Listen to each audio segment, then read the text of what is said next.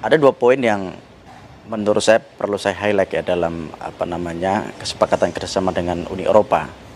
Yang pertama adalah Presiden Prabowo itu telah berhasil membangun bandul geopolitik yang sangat apik. Kenapa? Karena dari sinilah kemudian Trump yang awalnya masih agak alot, kemudian secara cepat memutuskan 19% tarif dari 32%. Itu satu. Yang kedua, memang Uni Eropa ini dalam konteks mitra dagang sangat strategis dan high class, tadi disampaikan oleh Mas Fitra juga. Kenapa? Karena kalau kita bicara nilai impornya kan lebih tinggi 2 kali lipat daripada Amerika Serikat.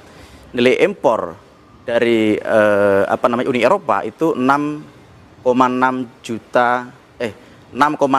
triliun US dollar. Sementara dengan Amerika itu 3,3 triliun US dollar.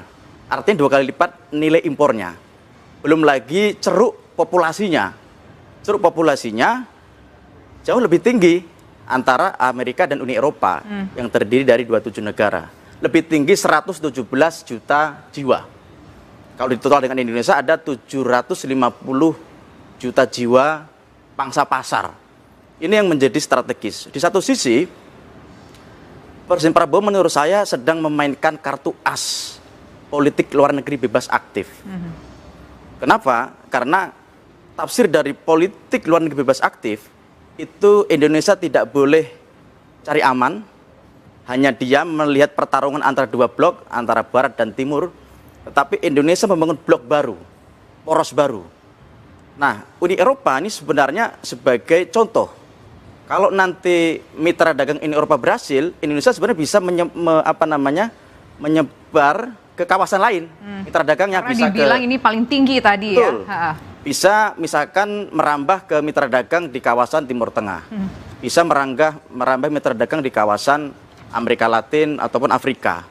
Jadi itu poin saya. Jadi ini bagian dari strategi diplomasi, soft power diplomasi yang cantik menurut saya. Karena di dalam soft power diplomasi kan ada 3. Pertama, ada nilai.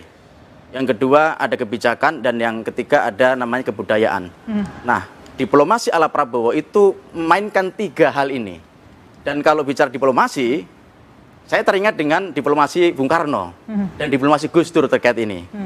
Bung Karno membangun poros baru, yaitu KTT Asia Afrika di Bandung 1955. Itu juga memainkan peran soft power diplomasi. Kemudian kalau kita lihat diplomasi Gus Dur, yang kemudian membangun mitra dagang kembali dengan Tiongkok yang awalnya lama tidak terjalin. Nah, Gus Dur mampu memecah kebekuan itu. Hubungan Indonesia dengan Tiongkok sebelum Gus Dur itu tidak mesra. Tapi setelah Gus Dur memerintah itu kemudian terjalin dengan mesra. Sama dengan Prabowo Subianto. 10 tahun. Ya. Yusefa ini mandek. Bahkan kalau saya baca data sejarah Yusefa ini sudah ada perundingan selama 17 kali. Tapi selama 17 kali itu belum pecah telur. Di era pemerintahan Prabowo, perundingan itu pecah telur. Dan inilah menurut saya kemampuan diplomasi Presiden Prabowo yang harus diapresiasi.